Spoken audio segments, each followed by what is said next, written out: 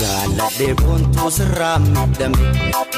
jaalalaa seenee keessa dhime wayyaa kana goote wayii siibee jiru namarraa bahee awwaalame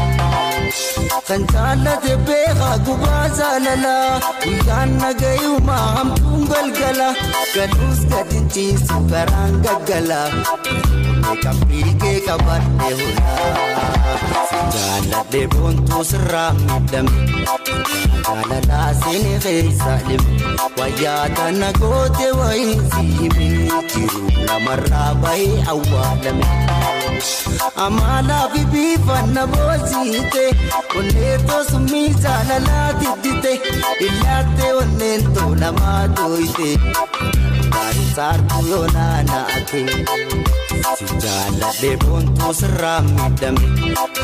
jaalalaa seenee keessa dhime wayyaa kana goote wayii siibee jiru namarraa bahee awwaalame kan jaalate beekaa gubaa jaalalaa guyyaan nagayumaa hamtuun galgala galuus gadin ciisu karaan gaggala kan fiigee qabadhe hulaa jaaladhe boontuu sirraa miidhame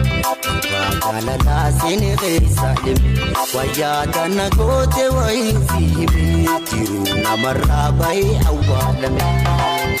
kan jaalate beekaa gubaa jaalalaa guyyaan nagayumaa hamtuun galgala galuus gadin ciisu karaan gaggala kan fiigee qabadhe hulaa jaaladhe boontuu sirraa miidhame jaalalaa seenee keessa dhime wayyaa kana goote wayii siibee jiru namarraa bahee awwaalame amalaa fi biifanna boosiite onneetoo summii jaalalaa tiddite illaatte onneentoo namaa tooyte gaarisaartuu yoo naanaate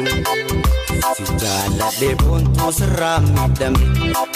jaalalaa seenee keessa dhime wayyaa kana goote wayii siibee jiru namarraa bahee awwaalame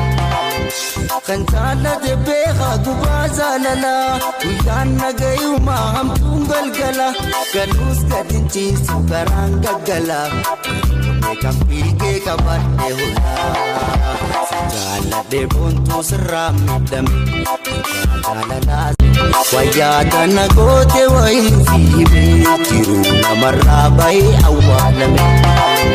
kan jaalate beekaa gubaa jaalalaa guyyaan nagayumaa hamtuun galgala galuus gadin ciisu karaan gaggala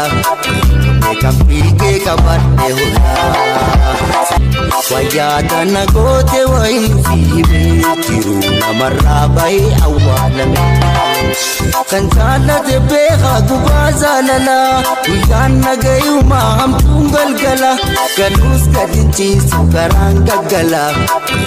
kan fiigee qabadhe hulaa.